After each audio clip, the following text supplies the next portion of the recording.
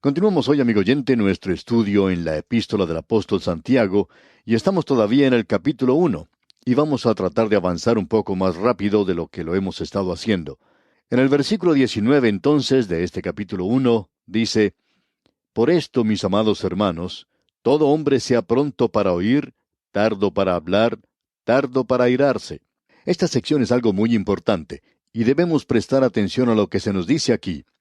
Por esto, mis amados hermanos, todo hombre sea pronto para oír. Ahora eso quiere decir que él está hablando a un hijo de Dios. Pronto para oír. ¿Para oír qué? Para oír la palabra de Dios, por supuesto.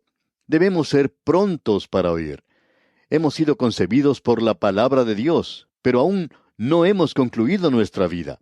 Debemos ahora crecer con la palabra de Dios. Tenemos algo que es vivo, poderoso, más cortante que toda espada de dos filos. Y el hombre natural, el hombre que no es salvo, él no comprende las cosas del Espíritu de Dios, tampoco puede saberlas. Son nada más que locura para él. ¿Por qué? Porque deben ser discernidas espiritualmente. Usted, amigo oyente, como hijo de Dios, en el cual mora el Espíritu Santo de Dios, que quiere ser su maestro, usted tiene la palabra santa de Dios. Y el Creador de este universo, el Redentor de los pecadores perdidos, Él quiere hablar con usted. Él quiere decirle algo. Usted, pues, debe estar listo, debe estar alerta. A veces, cuando uno contempla la congregación de la iglesia, siente un deseo como de gritar para que la gente se despierte. Dan ganas de gritar que el lugar se está incendiando para que haya un poco de movimiento, para que la gente se muestre un poco más alerta. Es necesario, amigo oyente, que hoy nos mostremos alertas. Debemos estar prontos, se nos dice aquí. Por esto, todo hombre sea pronto para oír. Y luego dice, lento o tardo para hablar. Amigo oyente, Dios nos dio dos oídos y una boca. Y debe haber una razón muy directa para eso, porque existe el peligro de que hablemos demasiado. Vamos a decir algo y sabemos que esto no es muy popular hoy. Podríamos decir muchas cosas que no son populares en el presente. Como un señor que decía que en su ciudad había un predicador que se parecía a ese enjuague bucal que se llama Listerine. Y cuando alguien le preguntó por qué, él dijo que él escuchaba a ese predicador 2 veces por día, aunque no le gustaba todo lo que el predicador decía. De todas maneras, él le escuchaba 2 veces todos los días. Y usted sabe que el enjuague bucal Listerine tiene en su propaganda comercial algo que dice que a la gente no le gusta, pero que de todos modos lo usa 2 veces al día. Bueno, ese es el comentario que este señor tenía en cuanto a ese predicador. Y quizá habrá algunos que dicen lo mismo en cuanto a nosotros, porque muchas veces lo que decimos no es muy popular. Ahora hay aquellos que dicen que en el momento en que uno es salvo, tiene que comenzar a testificar. Bueno, amigo oyente, no estamos de acuerdo con esto. No creemos que una persona esté lista para testificar entonces. Una persona que se salvó anoche ya se quiere que presente su testimonio hoy, especialmente si esa persona es una persona destacada, o un hombre rico, o un criminal, o alguna persona que ha estado en las películas, en los negocios, o tal vez ha sido un político destacado. Y la gente siempre trata de lograr que esta gente dé su testimonio. Esa es una razón por la cual no nos gusta que algunos cantantes hablen antes de presentar su canto. Pueden cantar muy bien y esto no nos molesta, por supuesto, pero sí nos molesta y a veces nos avergüenza las cosas que dicen antes de cantar. Y Dios dice, sé pronto para oír, lento o tardo para hablar. Ahora alguien quizá diga, pero ¿acaso no debemos testificar nosotros? Sí, amigo oyente, pero debemos tener cuidado de cómo testificamos. Es mejor estar seguros en cuanto a la vida de uno primero. Se cuenta cierta historia en cuanto a Sócrates. Un joven se presentó ante él que quería entrar a estudiar con él. Sócrates era un maestro y un filósofo. Así es que este hombre o este joven llega ante Sócrates, y antes de que Sócrates pudiera decir una palabra, este joven comenzó a hablar. Él habló por 10 minutos, según el reloj del sol de aquel día. Sócrates finalmente, cuando este jovencito terminó de hablar, le dice, yo lo voy a aceptar como estudiante, pero le voy a tener que cobrar el doble. Y el joven le dice, ¿por qué me va a cobrar el doble? A lo cual Sócrates le respondió, bueno, en primer lugar, debo cobrarle a usted para enseñarle cómo dominar su lengua, y luego cómo utilizarla. Prontos para oír, tardos para hablar. Los creyentes, amigo oyente, necesitamos ser muy cuidadosos en cuanto a esto y no revelar la ignorancia de la palabra de Dios que nos aqueja. Escuchémosle a Él. Ahora alguien quizá diga, bueno, el Salmo 107 dice, díganlo los redimidos de Jehová. Así es, amigo oyente, pero permítanos decirle que Él tiene que saber qué decir y necesita tener mucho cuidado en cuanto a lo que dice. Es por eso que existe ese peligro de permitir a las personas que son artistas o que son destacadas en el mundo de negocios que se levanten y den su testimonio demasiado pronto. La teología de ellos no es muy buena. Necesitan estudiar más la palabra de Dios y no necesitan que alguien les empuje al frente a hablar. Ahora sabemos que esto no es muy popular hoy. Sabemos eso porque a la gente le gusta escuchar lo que a fulano de tal le ha ocurrido y lo que está diciendo. Pero recordemos lo que se nos dice aquí, que debemos ser prontos para oír, tardos para hablar, y luego notemos lo que sigue diciendo, tardo para airarse. No se ponga a discutir en cuanto a la religión y pierda los estribos. Es muy lindo ser fundamentalista, pero uno no debe comenzar a luchar contra todos aquellos que están en desacuerdo con uno en cualquier jota o tilde. Después de todo, amigo oyente, usted no tiene tampoco toda la verdad.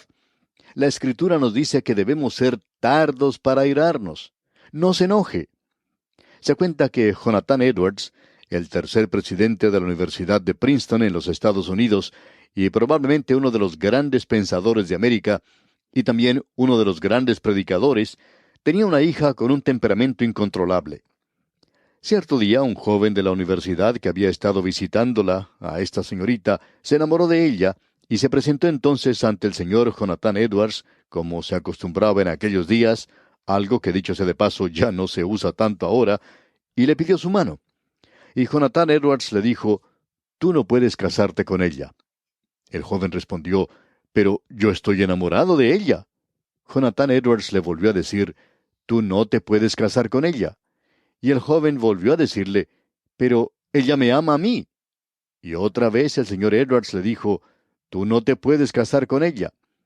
El joven entonces le dijo, «Bueno, ¿por qué no puedo casarme con ella?». A lo cual el señor Edwards respondió, «Porque ella no es digna de ti». Y este joven dice, «Pero ella es una creyente, ¿no es verdad?». Y Edwards respondió, «Sí, ella es creyente. Pero la gracia de Dios puede vivir con cierta gente con la cual nadie más puede vivir». Y amigo oyente, hay muchos creyentes que no son dignos hoy, que tienen un temperamento en realidad incontrolable, y eso arruina su testimonio probablemente tanto como cualquier otro asunto en su vida. Ahora el versículo 20 de este primer capítulo de la Epístola de Santiago dice, «Porque la ira del hombre no obra la justicia de Dios». Y esta es la razón por la cual nosotros no debemos discutir en cuanto a la religión. Es muy difícil encontrar al individuo que esté de acuerdo con nosotros en un 100%, o con el cual nosotros estemos de acuerdo un 100%. Pero esa no es ninguna razón por la cual nosotros debamos odiar o evitar a esa persona. Uno podría decir que la única persona con la cual está de acuerdo 100% es con uno mismo. Y aquí vemos que dice, porque la ira del hombre no obra la justicia de Dios. Quizá usted, amigo oyente, se sienta como un defensor de la fe y algo por el estilo. Pero, amigo oyente, la ira del hombre sencillamente no obra la justicia de Dios. No se engaña a usted mismo, que usted se enoja por amor a Dios, porque Él no se enoja así. Él está en este asunto de salvar a la gente. Luego, en el versículo 21 de este capítulo 1 de la Epístola de Santiago, dice, «Por lo cual, desechando toda inmundicia y abundancia de malicia, recibid con mansedumbre la palabra implantada, la cual puede salvar vuestras almas». Usted, amigo oyente, debe recibir la palabra de Dios, y eso es realmente importante, y eso es lo que se destaca aquí y a lo cual se le da énfasis. También debemos notar que se dice que debemos desechar toda inmundicia, esa es la carne, y podemos también continuar leyendo, y abundancia de malicia, recibid con mansedumbre la palabra implantada. La palabra de Dios es el mejor preventivo contra los pecados de la carne. Creemos que es el mejor de todos.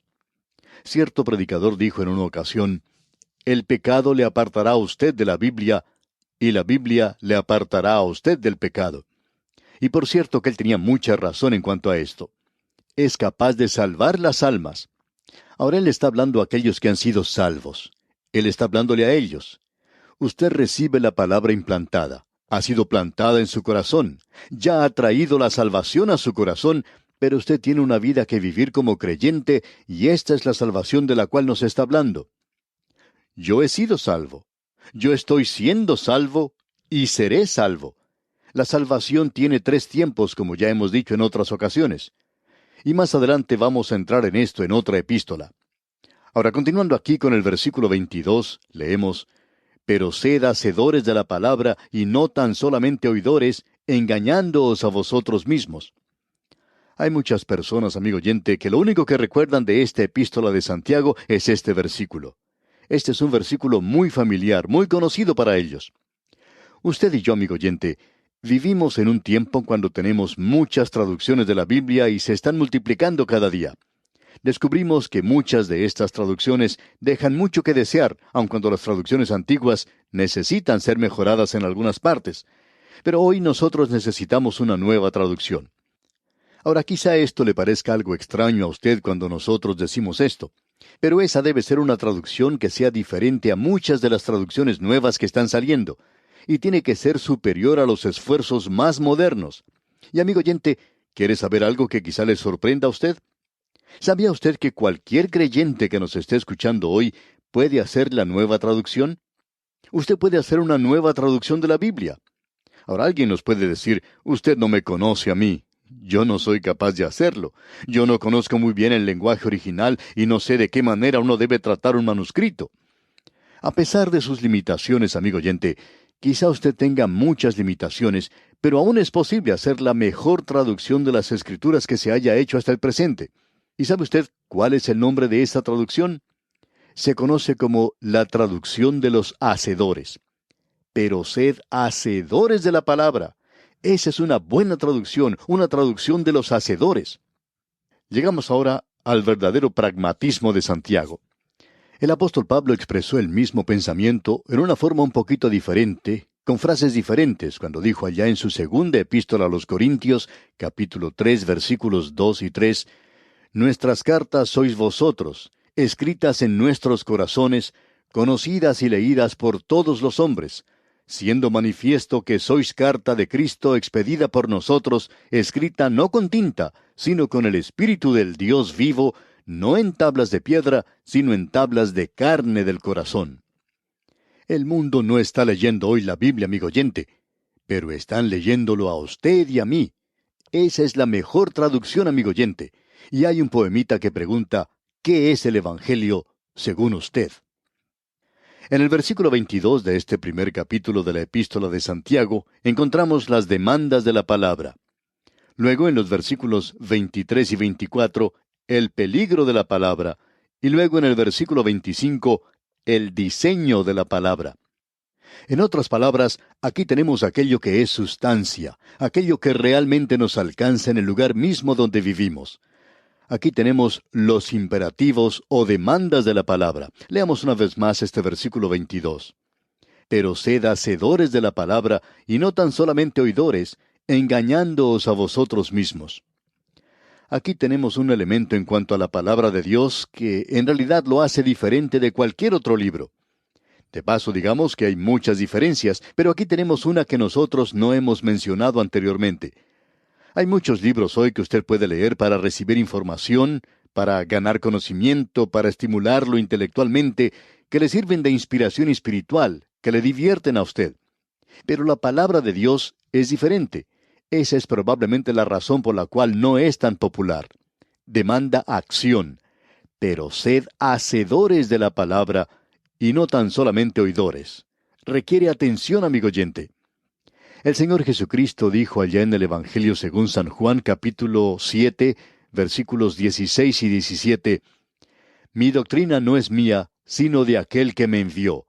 El que quiera hacer la voluntad de Dios, conocerá si la doctrina es de Dios, o si yo hablo por mi propia cuenta. Así es que este libro demanda acción, amigo oyente. Y el salmista en el Salmo 34, versículo 8 dice, Gustad y ved que es bueno Jehová. Dichoso el hombre que confía en él. Usted puede leer la historia. Eso no le pide nada al estudiante. Usted puede leer la literatura. Allí no hay ningún imperativo, No hay declaraciones ni explicaciones.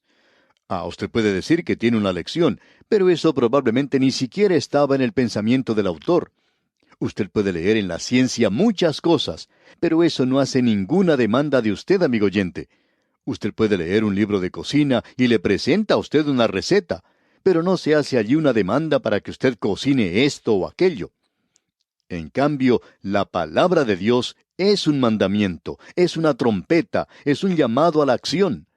Y el apóstol Juan dice en su primera epístola, capítulo 5, versículos 11 y 12, y este es el testimonio, que Dios nos ha dado vida eterna, y esta vida está en su Hijo. El que tiene al Hijo, tiene la vida. El que no tiene al Hijo de Dios, no tiene la vida. El primer mensaje del Señor Jesucristo era arrepentíos. Su segundo mensaje, venid a mí. Y el tercero, creed. La palabra de Dios, amigo oyente, demanda el creer. Toda la propaganda que uno observa hoy es de mucha presión, demanda. Se utiliza en la radio y en la televisión, en cartelones, así como también en revistas y periódicos. Ellos tratan de vender. Nosotros no somos solo sufridores de un lavado cerebral en cuanto a las noticias en la radio y la televisión, sino que también estamos sufriendo un lavado cerebral por medio de la propaganda comercial que recibimos. Usted debe comprar cierta clase de automóviles. Y se le dice lo maravilloso que es este año y lo superior que es al del año anterior. Y todo lo que se le cambió fue una perilla muy pequeñita por allí. Eso es toda la diferencia que tiene.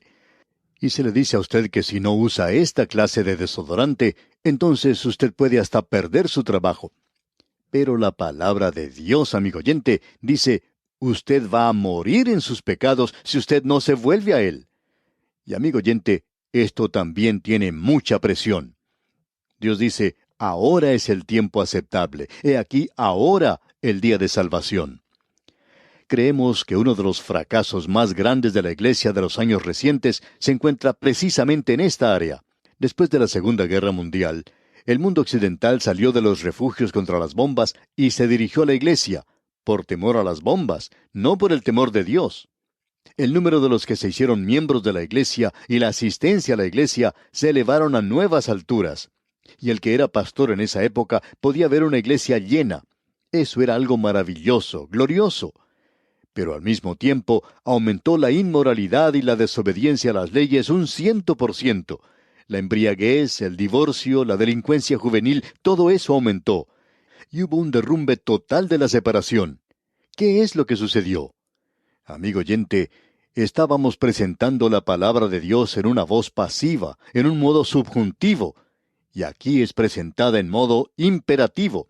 Nos olvidamos que la Biblia con cubierta de cuero necesita también zapatos que la acompañen. Estamos aprendiendo las Escrituras de memoria, pero eso no es todo. Tiene que ser algo que se mueva, tiene que avanzar.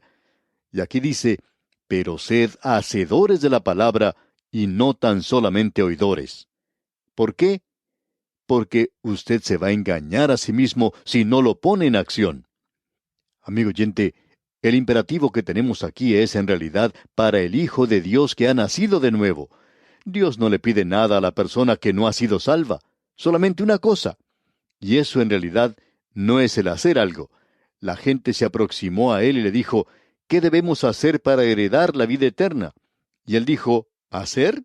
Esta es la obra de Dios, que creáis en el que Él ha enviado. El hacer en el libro de Dios para las personas que no son salvas es sencillamente creer en Cristo. Dios no le está pidiendo nada a la persona que no es salva, solamente que crea y que confíe en Cristo. El oír, amigo oyente, le llevará a usted a hacer algo, no a una acción de rito y de hábito.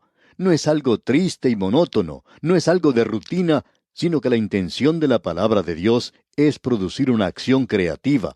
Es el hacer algo productivo, un vivir hilarante y una experiencia emocionante. Si somos motivados por un deseo interior de que estamos disfrutando de un vivir lleno del Espíritu, entonces usted y yo podemos salir a practicar cualquier deporte y disfrutarlo. Y también disfrutar de un estudio bíblico de una manera completa, así como en el deporte. Y esto será algo realmente emocionante para nosotros. No seáis oidores solamente. Hay mucha diferencia entre un estudiante y uno que oye nada más. y vamos a tener que dejar nuestro estudio aquí por hoy, amigo oyente, y lo continuaremos, Dios mediante, en nuestro próximo programa. Que el Señor le bendiga en gran manera, es nuestra ferviente oración.